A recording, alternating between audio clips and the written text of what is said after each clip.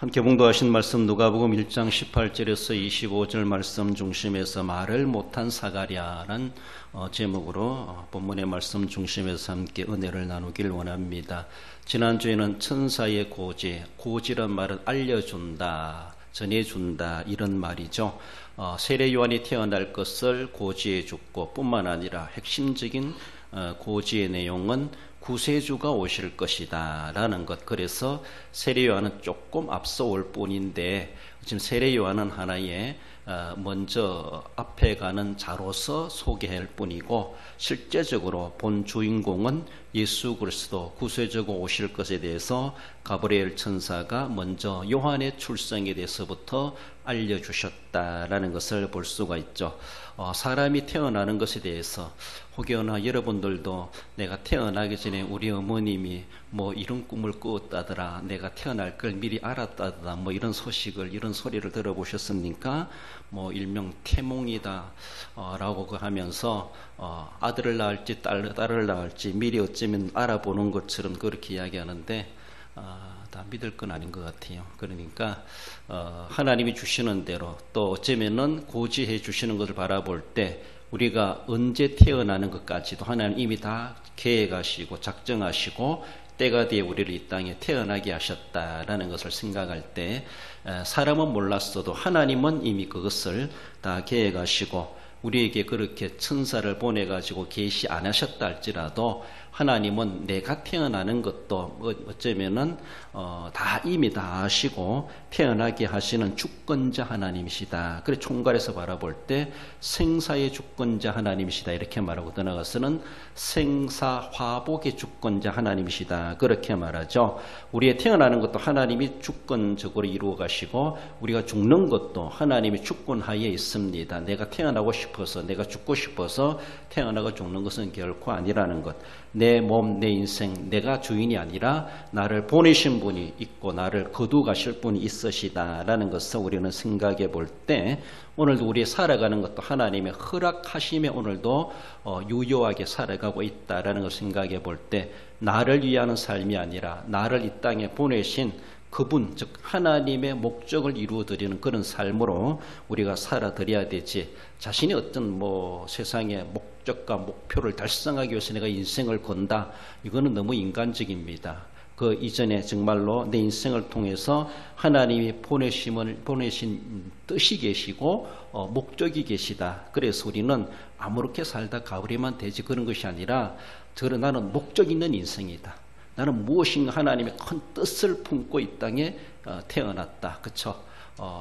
그 뜻을 우리는 분명하게 깨닫고 하나님 앞에 하나님 뜻을 이루어드리는 그런 목적 있는 삶을 우리가 살아갈 수 있어야 할 것입니다.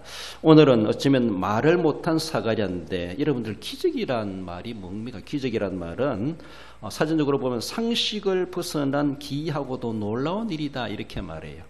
더 나아가서는 또 종교적으로 말해볼 때 신의 힘으로 이루어지는 불가사의한 일이다 이렇게 말해요.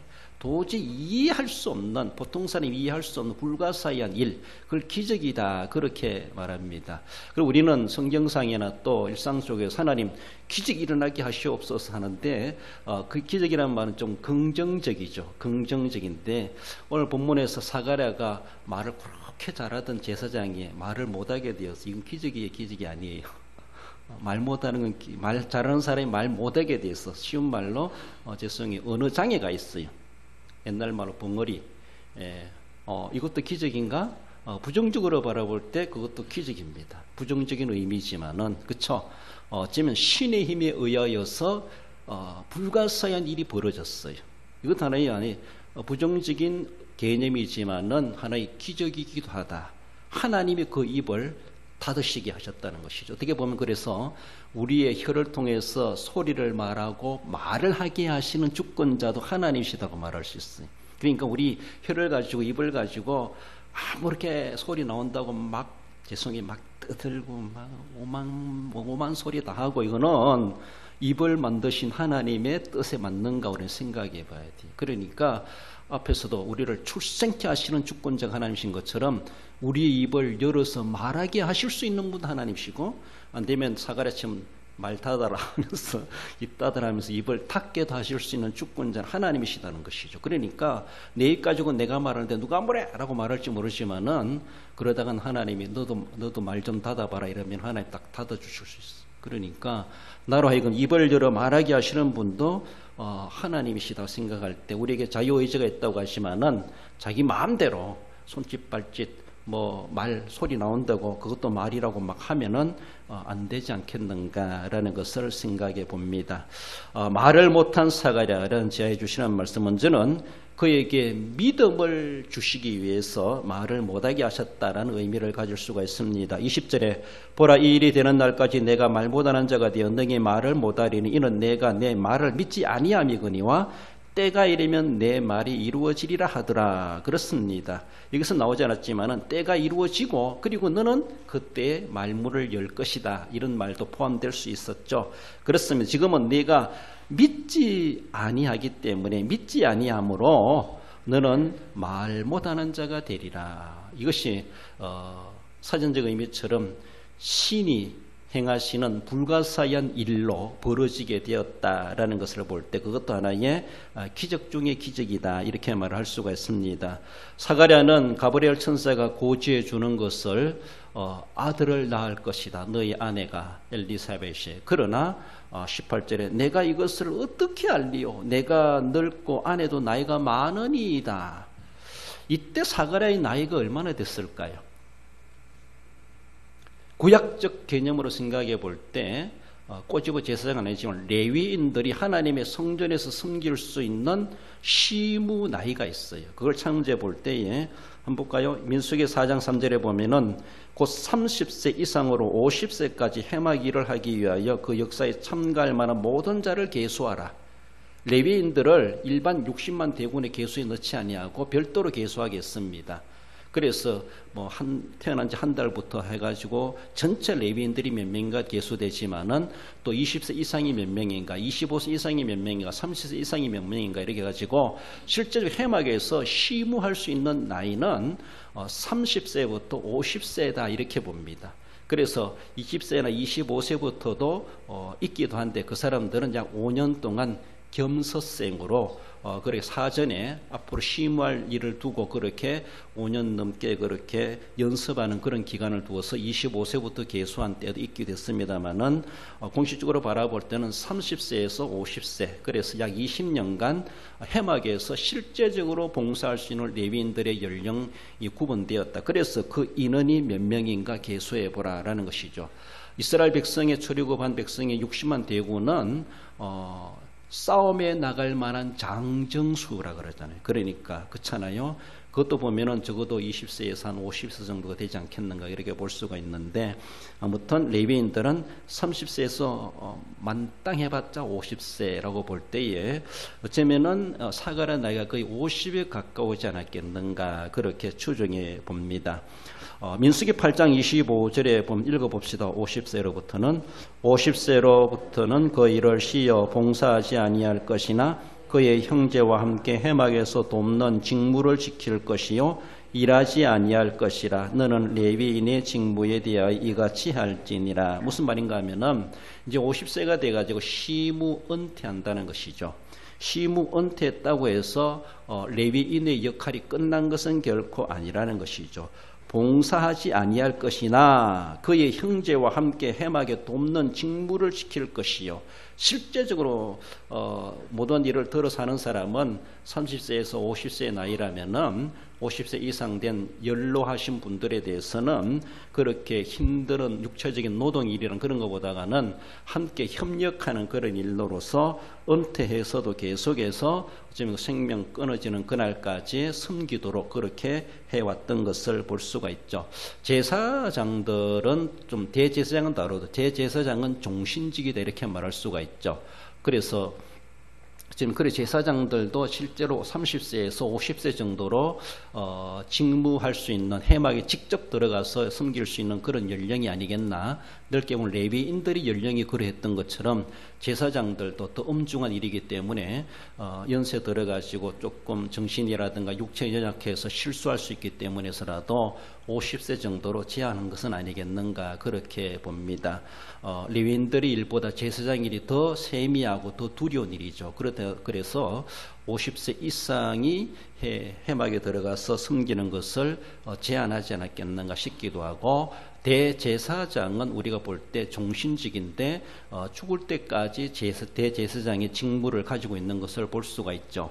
그래서 도피성에 들어간 사람이 나올 수 있는 기회가 된다는 것은 대제사장이 서거했을 때, 대제사장이 죽었을 때 거기서 방면하게 되는 것을 볼 수가 있죠. 물론 대제사장의 죽음은 예수 그리스도의 십자가의 죽으심을 상정해 주고 있습니다만은, 아무튼 어쩌면 그래서 일반 제사장들도 한 50세 정도로 직접 섬기는 일은 제한되지 않았겠는가 그렇게 추정해 봅니다. 이런 모습에서 사가랴 나이도 거의 50세에 가까울 정도로 그렇게 되지 않았겠나. 자기가 표현하는 것처럼 내가 늙고 아내도 나이가 많으니이다.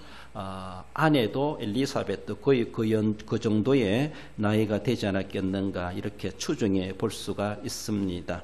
아무튼 사가랴는 물러날 정도임에도 불구하고 그 나이가 되기까지 제사장으로서 자식이 없었다라는 것이죠. 이 제사장은 자녀가 있어야 되는 것은, 이 제사장직은 세습제입니다. 세습.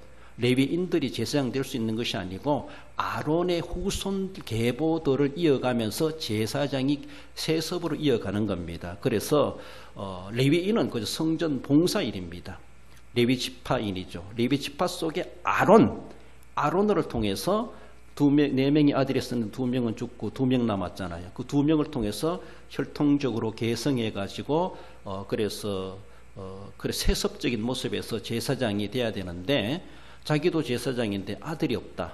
이건 엄청난 수치고, 이스라엘 사회에서 제사장 계보가 단절되는 게 하는, 물론 다른 제사장도 있겠지만은 자기로서는 그만큼 책임이 무거운 겁니다. 그러니까 이것을 아주 자기는 부끄럽게 생각했고 책임을 다하지 못하는, 자기도 어찌할 수 없겠지만은 그런 모습 속에서 상당히 남들에게 교인들이 아니라 백성들 앞에 그렇게 좀 떳떳하지 못한 그런 모습이 있었지 않았겠는가. 뒤에도 나오지만 자신은 부끄러움을 얻게 하시기 위함이다. 부끄러움을 가지고 있었다라는 것. 그만큼 백성들 앞에 좀 더 당당하지 못했던, 자기가 잘못해서 하는 건 아니지만은 아무튼 그런 모습 속에서 있어 왔다라는 겁니다. 그래서 자녀 생산을 위해서 얼마나 초조했고 기도해 왔고 기다려 왔겠는가. 그러나 나이가 들다 보니까 이제는 포기 상태에 놓여져 있는데, 하나님께서는 그 포기하고 있었던 그 가정에 찾아오셔서, 그래서 어쩌면 은퇴할 나이가 되었지만은 아들을 주시겠다 그렇게 말씀하셨습니다. 그렇지만은 사가랴는 믿지를 못했다. 도저히 못 믿겠습니다. 쉬운 말로 주려면 좀 진작 주시면 얼마나 좋을까. 이제 와가지고 준다고 하니까 하나님 앞에 원망스럽기도 하면서도 감사하기도 하겠지만 도저히 믿어지지 않았어요. 젊은 날에도 안 됐는데 나이 이제 들어가지고 어떻게 가능할 수 있느냐. 일반 상식으로 이해되지 않는 겁니다. 그러니까 불가사의한 일을 하나님은 계시하고 계시는 거예요. 불가사의한 일은 보통 사람의 생각으로 이해 안 되는 것이 불가사의한 일입니다. 그것이 바로 우리말로 기적입니다. 기적. 일반 상식으로 될 수 없는 거예요. 의학적으로 생리학적으로도 안 되는 거예요. 그건 안 되는데 하나님은 하시겠다고 하니까 사가랴가 못 믿을 만하기도 하죠. 그래도 젊은 시절 아주 생산의 능력이 있을 때라고 생각한다면 그래도 가능하겠구나 이렇게도 생각할지 모르지만은, 자기들 스스로도 나이가 많다라고 하는 그 말 표현 속에는 이미 생리적으로도 이미 다 끝난 그런 상태다라고도 볼 수가 있고, 이미 자기들은 거기에 대해서 더 이상 하나님의 기도의 응답은 안 주시는 것이 응답이겠지라고 그렇게 이미 단정하고 그렇게 포기하고 있었지 않았겠는가. 그런 가운데 엉토당토않게 천사를 보내가지고 아들을 주시겠다고 하니까 못 믿을 수 있는 것은 우리가 충분히 이해할 만하다라는 것입니다. 그래서 우리는 참 하나님이 계시하심에 대해서 우리 자꾸 상식으로만 생각하니까 못 믿어요. 우리 성경을 어떻게 다 믿습니까?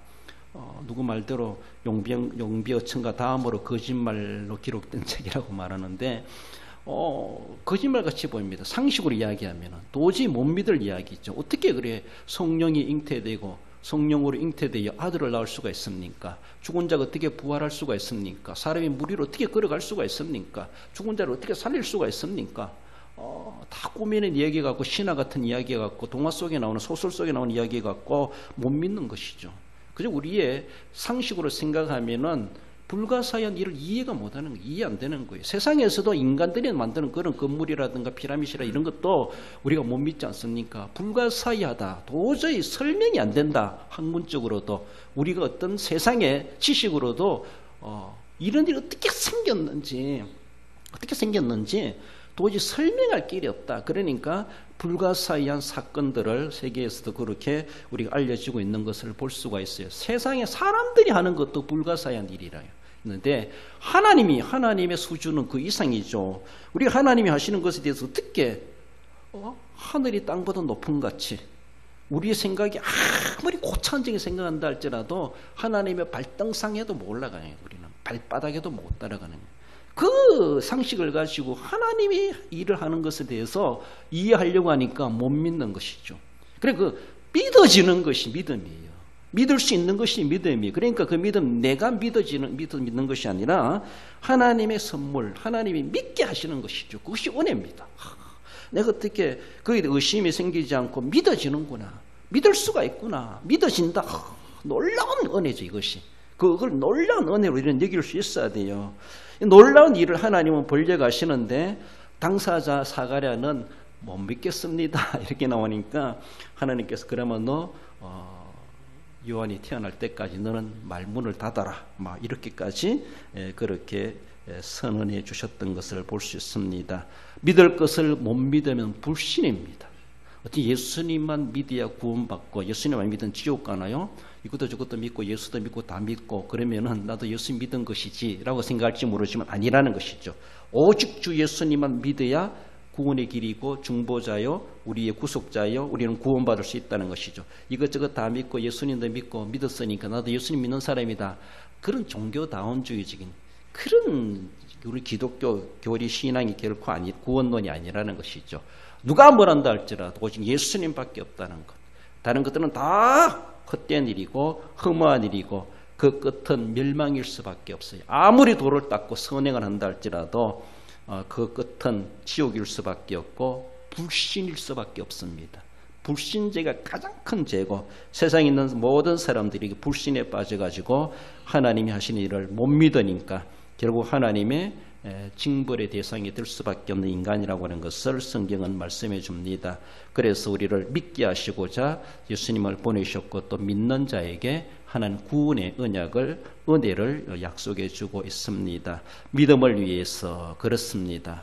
혹여나 하나님께서 나를 믿게 하시려고 내게 이런 병을 주시는가, 나를 믿도록 하시기 위해서 이런 일도 터지게 하시는가, 좀 부정적인 이지만은 그것도 하나의 기적이다 생각하시고 기적의 결말 속에 하나님 내게 믿음을 주시기 위한 것인가 보다. 좀 긍정적으로 부정으로 시작했지만은 긍정으로 끝나는 네, 믿음을 위해서 하나님이 이런 아픔도 주시는가 보다. 이런 가시도 주시는가 보다. 이런 원치 않는 일도 벌어지게 하시는가 보다. 그렇게 긍정적으로 받아들이면 도리어 그 가시 자체가 안 좋은 일 자체가 도리어 은혜의 수단이 되고 하나님의 기적의 연결고리가 된다는 것을 우리는 생각할 수가 있습니다. 긍정적으로 바라보시고 그 자체도 하나님 내가 믿음이 적으니까 믿음을 키워주시기 위한가 보다라고 생각하시면 그것도 은혜가 됩니다. 나가서 말 못한 사가랴를 볼 때 제거하기 위함이다 라는 것이죠. 25절에 무엇을 제거하는가? 주께서 나를 돌보시는 날에 사람들 앞에서 내 부끄러움을 없애하시려고 이렇게 행하심이라 하더라. 어쩌면은 어쩌면 믿음이 생겼는지 신앙을 고백하는 것처럼 주님께서 나를 돌보시는 날에 사람들 앞에서 내 부끄러움을 없게 하시려고 제거하시려고 이렇게 행하셨구나. 얼마나 감사한 고백입니까? 감사를 아는 것이죠. 그 사실을 믿는 것이죠. 내 부끄러움, 내가 성도들 앞에, 내가 백성들 앞에 참 당당하지 못했고 아무 잘못 없지만 그러나 제사장이 세습할 만한 아들 없이 이렇게 자신의 제사장으로 그저 은퇴하고 끝난다는 것이 제사장으로 계보가 단절되게 하는 하나의 모습이기 때문에서라도 그래서 책임이 있었던 것이죠. 물론 제사장 아들이고 다 제사장 안 될 수도 있죠. 결격 사유가 있을 수 있고 또 여러 제사장들 가운데서도 안 될 수가 있습니다만은 일반적으로 제사장 되는 사람은 제사장의 아들이 제사장이 되는 겁니다. 그렇기 때문에 사가랴로 봐서는 일반적인 모습에서도 자신은 그만한 책임을 다하지 못한 막중한 책임이 있었고 그리고 그것을 이루지 못함으로 인해서 부끄러움을 자기는 가지고 있었다라는 것이죠. 하나의 수치라고 볼 수가 있습니다. 사가랴가 업무를 하고 나와서 백성들에게 축복을 해야 되는데 성소에 들어간 제사장이 나오질 않아요. 그러니까 밖에서 백성들은 기도하고 기다리고 있습니다. 우리 제사장이 빨리 분향하고 나와서 우리에게 축복하고 그래서 우리를 돌려보내줘야 되는데 시간이 얼마나 일반적인 모습에서 오래 기다렸다는 것이죠. 지체됐다는 것이죠. 그래서 백성들이 그러죠. 문제가 생긴 거 아닌가? 큰일 난 거 아닌가? 우리 제사장이 그 안에 들어가서 뭐 실수를 저질렀나? 그러니까 그 옛날 레위기 10장 1절 2절에 나오는 그런 나답과 아비후가 다른 불로 분향하다가 그 자리에서 죽임을 당했다는 사건을 그들은 가지고 있습니다. 그래서 혹시나 사가랴 제사장이 들어가서 실수함으로 무슨 문제가 벌어진 것 아니냐? 그렇다고 해서 사람들이 막 성소 안에 들어가 볼 수도 없는 거예요. 아무도 못 들어가니까. 그러니까 그들이 막 숭숭거리면서 제사장을 기다리고 있는데 안 나오는 거예요. 안 나오니까 얼마나 그들이 참 당혹스러웠겠는가라는 것이죠. 그렇게 지체되어 제사장이 안 나오니까 백성들은 웅성거리게 되고 뭔가 큰일 난 거 아닌가 걱정하는 것은 일반적인 모습입니다. 그래서 제사장이 나와가지고 정말로 그 백성들에게 두 손들어 축복해주고 백성들을 돌려보내야 되는데 그렇지 못했고 마침내 제사장 사가랴가 나왔습니다. 나왔음에도 불구하고 아무 말도 못하고 자기가 도리 의안이 벙벙이 돼가지고 아무 말도 못하고 그저 몸짓으로만 뜻을 표시했다. 이렇게 말하고 있습니다. 이런 모습 속에서 백성들도 그 안에서 무슨 일이 있었는가, 환상을 보았는가 이렇게 추정하고 여러 가지로 그 끝이 되지 못하고 계속 사람들의 생각과 영혼이 남겨놓는 그런 일들이 되어버렸다라는 것이죠. 제사장도 말문을 닫아버렸습니다. 말을 못하게 되고 백성들에게 뭔가 축복해주고 선언해줘야 되는데 축복도 못할 뿐만 아니라 그죠? 몸짓으로만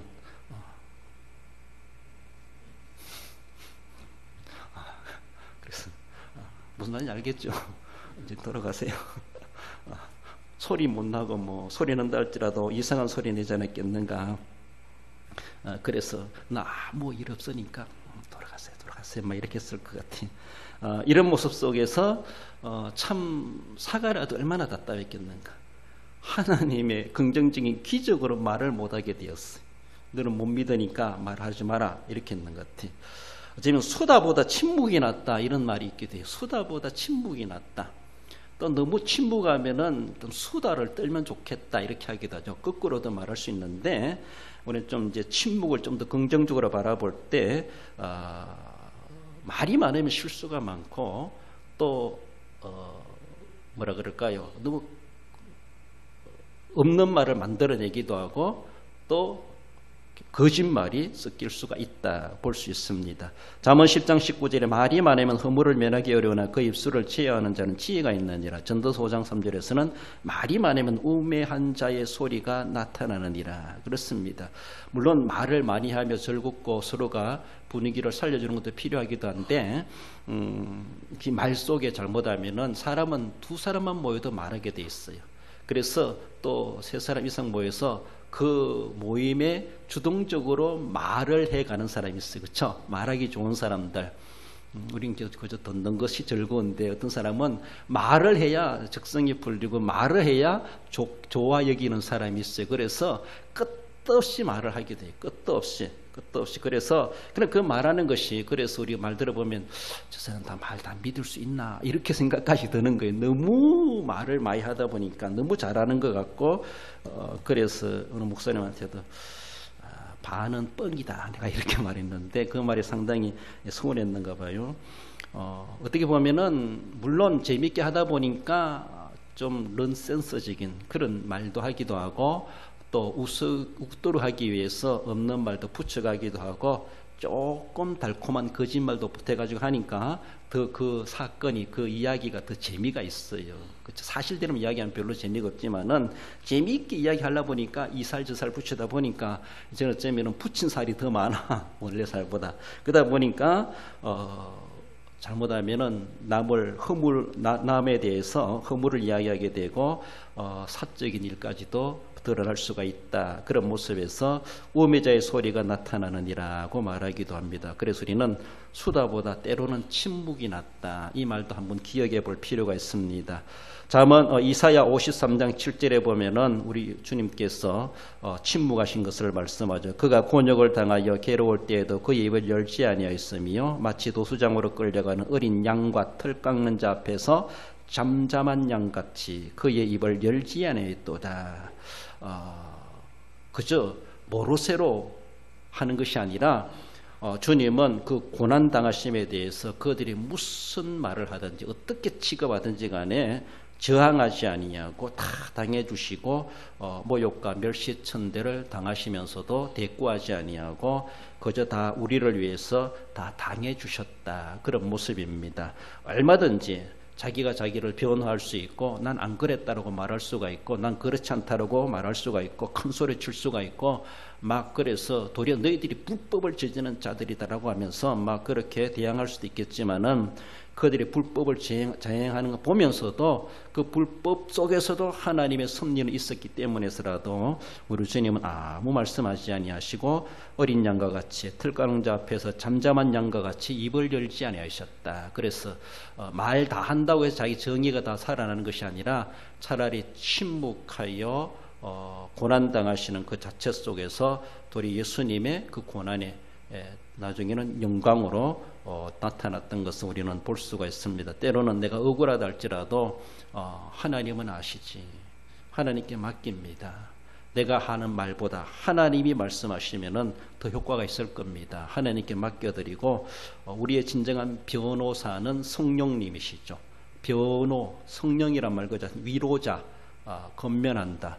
우리를 또 힘주신다. 우리 어떻게 말로 보면은 변호해 주신다. 이런 성령님의 역할이 있습니다. 그러므로 우리 주님께 맡겨드리고 나는 그저 묵묵히 침묵하면서 진실을 지켜가는 것은 필요하다라는 것입니다. 그렇습니다.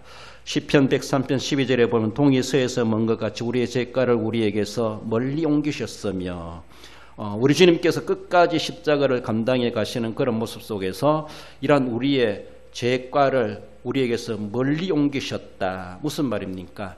어쩌면은 사가랴의 입을 닫으시는 것은 그의 믿음을 위한 하나의 일이기도 하였고 또 하나는 그가 지금까지 평생 안고 있었던 부끄러움, 그 수치, 물론 그것은 죄라고 말할 수 없겠지만은 이제 그걸 인류로 적용해 볼 때 우리 인간들이 가지고 있었던 하나님 앞에 가장 수치스러운 건 뭔가 하면은 우리의 죄과입니다.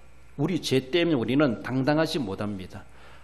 그렇죠. 모든 사람이 그러하고 모든 사람이 하나님 앞에 형벌받아 마땅한 자들입니다. 우리의 가장 수치스러운 부끄러움은 죄입니다. 죄. 그 죄입니다. 어떤 것보다가도 그 죄가 하나님께서 멀어지게 했고 하나님 앞에 우리는 늘 죄인이 될 수밖에 없었죠. 죄인이 될 수밖에 없었죠.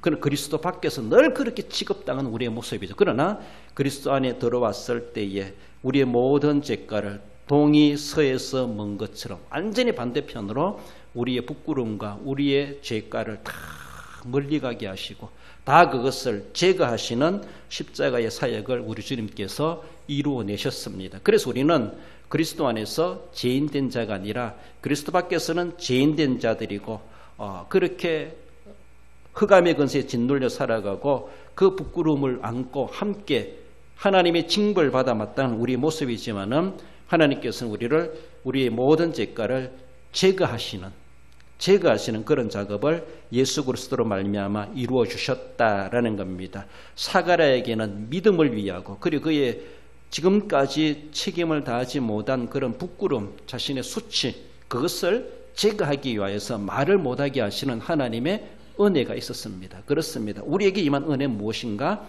우리에게는 말을 하고 안 하고 문제가 아니라 우리로 하여금 그리스도 앞에, 하나님 앞에 나와서 아바 아버지를 부를 수 있는 말을 하게 했다는 것이죠. 우리가 그 입을 열게 해주셨다는 것이죠. 그것이 바로 우리에게서 죄가를 멀리하시고 우리를 그리스도 안에서 의롭다 인정해 주셨기 때문에 우리가 이제는 그 말을 할 수가 있게 되었고 아버지라 부를 수 있게 되고 하나님 앞에 부르시는 그 기도 소리 하나님은 들으시는 것이죠. 그리고 응답하시는 것이죠. 그럼 우리에게 죄가가 있을 때는 동에서에서 멀리 떨어지지 않고 내게 있을 때는 그것은 하나님 앞에 상달될 수가 없었고 하나님을 아버지라 부를 수가 없었고 그 나라를 나의 나라라고 내가 갈 나라라고 말할 수가 없었습니다. 그렇습니다. 입이 있으나 말 못했습니다. 그러나 하나님께서 우리를 예수님의 구속의 사건을 통해 우리로 하여금 그리스도 인 크리스처 예수님 안으로 들어오게 하시고 이제는 그리스도 안에서 아바 아버지라 부르게 하시고 그 하나님의 나라가 내 나라요 우리가 갈 나라요 그렇습니다. 예수님이 있을 곳을 예비하러 가신다 말씀하시는 것처럼 이제는 너희들과 나와 함께 있으리라 말씀하시는 것처럼 함께 있도록 하시기 위해서 우리의 수치스러운 모든 죄성을 다 동에서 서에 먼 것처럼 멀리 하셨다라는 겁니다. 이렇게 하시기까지 주님은 침묵하시면서 고난을 감당해 내셔야만 했다라는 것입니다. 사가랴가 어쩌면 5살 동안에 말도 못하고 얼마나 답답했을까. 아들이 태어나야 자기 입이 열린다는 것을 알았을 겁니다. 그 아들 태어나기를 얼마나 기다렸겠어요. 못 믿은 아들이 태어나기를 기다리고 있는 거예요. 얼마나 참 이상한지. 못 믿었는데 아내의 배가 불러오는 것을 오늘 보면 5달 동안에 숨어 있었다라고 말하면서 그런 모습 속에 결국은 아들이 태어났을 때 그의 말문도 열리게 되지 않았겠는가라고 볼 수 있습니다. 예수님께서 그 모든 일을 이루어 가심으로 이제 우리로 하여금 우리의 입을 통해서 아빠 아버지라 하나님을 부를 수 있게 하신 그 은혜로 우리는 늘 생각해 보며 우리의 수치를 다 멀리 제거해 주셨기 때문에 우리로 하여금 은혜를 입게 하셨다. 그 우리 주님 앞에 말할 수 있는 자로 주님과 소통할 수 있는 자들로 삼으셨다라고 생각하시면서 우리 이 세상에 살아가면서 부지런히 주님 앞에 그리스도 안에서 기도하고 찬송하고 하나님 앞에 아뢰는 삶을 살아가지만 때로는 또한 우리가 사명적인 모습에서는 늘 말없이 묵묵하게 제자리에서 주님 앞에 말씀에 순종해 가고 숨기는 그런 삶이 우리에게도 필요하다라는 것입니다. 그러니까 입이 있다고 말할 수 있다고 나도 혜연이라고 무조건 말 다 한다 이런 것이 아니라 그럼에도 불구하고 최선을 다해서 하나님 앞에 말없이 조금 오해스러움이 있고 조금 서운함이 있어도 주님도 그렇게 하셨는데 라고 하시면서 묵묵히 말없이 숨겨갈 줄 아는 것도 우리에게 필요하다라는 것을 기억하십시다. 결론적으로 읽어봅시다. 사가랴로 하여금 말을 못하게 하심이 믿음을 촉구하며 부끄러움을 제거하시기 위함이었던 것 같이 말없이 순종하신 그리스도의 고난이 우리의 부끄러움을 제거하심인 줄 알고 말없이 믿음으로 순종하여 더 큰 은혜를 누리기 합당한 성도가 됩니다. 그렇습니다. 사가랴가 5달 동안 말없이 섬겨감으로 그는 아들 요한을 안았습니다. 예수님이 말없이 끌려가는 어린 양처럼 들가릉자 앞에 잠잠한 양과 같이 아무 말 없이 그렇게 십자가로 고난당해 주심으로 우리를 구속해 주셨습니다. 이제 내가 말없이 섬겨갔을 때 나로 하여금 하나님이 또 어떤 큰 일을 역사를 이루실까 우리는 기대하시면서 주님 앞에 말없이 믿음으로 순종하여서 그 큰 은혜를 예비하신 대로 받아 경험하시고 체험하시며 누리며 살아가시는 우리 성도 모두가 되시기를 주님의 이름으로 축원드립니다.